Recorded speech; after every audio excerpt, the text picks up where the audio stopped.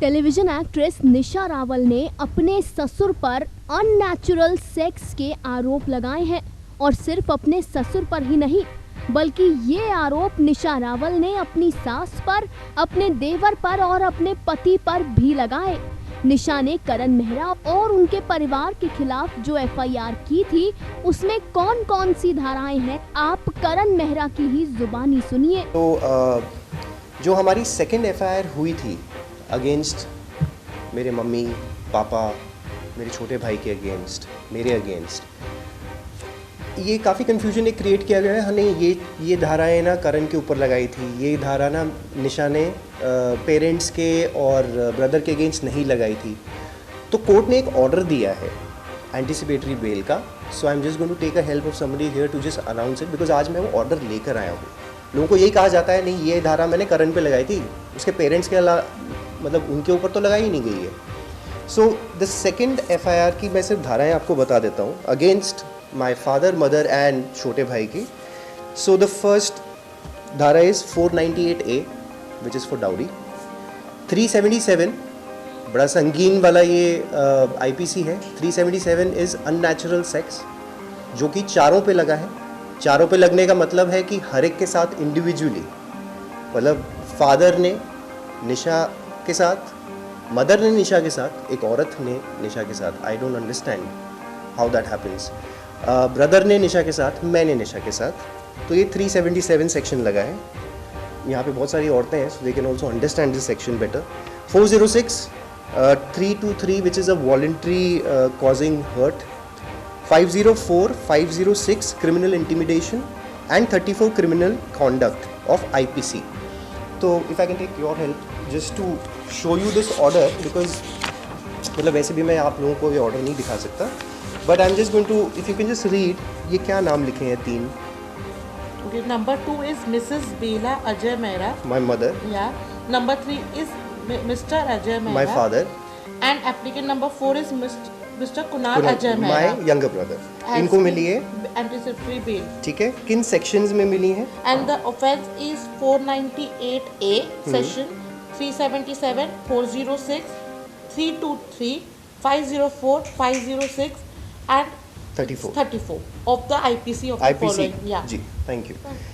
तो ये ऑर्डर है, ये सारी धाराएं लगी हैं जो मैम ने अभी पढ़ी आप सबके सामने। तो ये धाराएं लगी हैं, तो ये कहना बार बार कि नहीं मैंने उनके पेरेंट्स के अगेंस्ट नहीं किया और सिर्फ करण के अगेंस्ट किया है, तो बेसिकली पेरेंट्स के ऊपर लगाया क्या गया है? You know it's a very confusing thing. और अगर पेरेंट्स के ऊपर धाराएं नहीं लगाई हैं तो फिर एंटिसिपेटरी बेल उनको कैसे मिली है और क्यों मिली है, क्यों दी गई है? जब धारा ही नहीं है तो फिर क्यों आप मांग रहे हैं? ये ज़रा सोचने वाली बात है, क्योंकि क्या होता है ना, एक चीज़ बोल दी जाती है। ऑफकोर्स मीडिया एक माध्यम है जहाँ से हम एक बात लोगों तक पहुँचा रहे हैं, बट एक परसेप्शन बड़ा जल्दी से क्रिएट हो जाता है। बिकॉज आज हमारे पास सारे हथियार हैं, मतलब इंस्टाग्राम है, इधर है, यहाँ पोस्टिंग होती है, वहाँ एक अपना कमेंट आ जाता है, हज़ारों लाखों की तादाद में हम लोग चीज़ें बोल देते हैं। बट अभी तक मैंने अपना पक्ष तो बोला ही नहीं। तभी तो एक कोर्ट है, कोर्ट तभी तो वैल्यू करता है ना कि एक साइड का हमने सुना तो दूसरी साइड का हम सुने। बट वहाँ तो कैरेक्टर है, असैसिनेशन जो करना था वो तो उसी टाइम कर दिया गया, करेक्ट। सुनाओ, अब जब ये धाराएं लगी, अब इसके बाद एग्जैक्टली क्या हुआ और क्या प्रोसेस होता है? इसके बाद मेरे पेरेंट्स को, मेरे भाई कुणाल को, pandemic was at peak at that point of time. Pandemic बहुत ज़्यादा पकड़ा हुआ था, उसने अपना grip in the month of June. अब उस सिचुएशन में आप लोग सोच सकते हैं जब हम नहीं जा रहे तो मैं अपने 70 साल के फादर मदर को कैसे जाने दूँ? ऑफ कोर्स जाना पड़ेगा। तो basically what is at risk? Life of my parents is at risk, correct. मतलब उनको भी कुछ भी हो सकता है, मैं उनको कैसे जाने दूँ? बट ये हमारे साथ किया गया। पुलिस स्टेशन भी आना था, आपको अपना सफाई देने भी आना है, आपको अपनी एंटिसिपेटरी बेल भी लेनी है। तो ये सारी चीज़ें क्रिएट की गई उस टाइम पे। तो उस दौरान हम सब के लिए, हम चारों के लिए as a family of course बहुत स्ट्रेस था। इमोशनली स्ट्रेस था, फिजिकली स्ट्रेस था, फाइनेंशियली स्ट्रेस था। फाइनेंशियली कैसे स्ट्रेस हो गया? क्योंकि करण तो घर से बाहर निकाल दिए गए।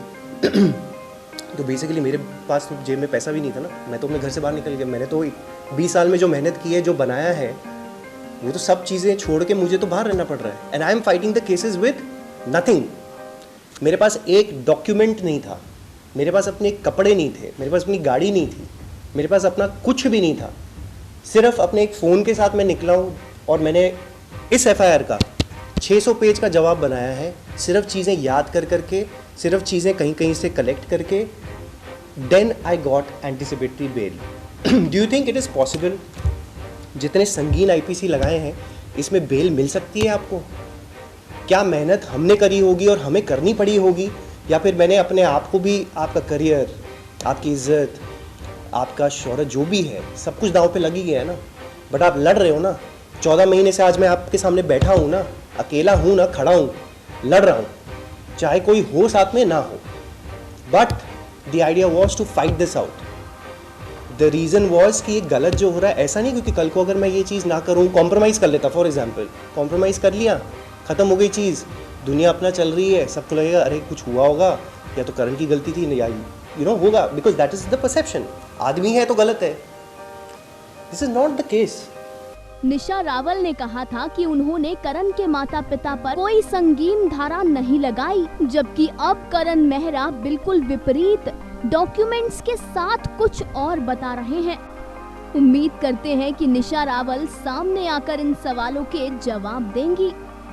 Final cut, news desk.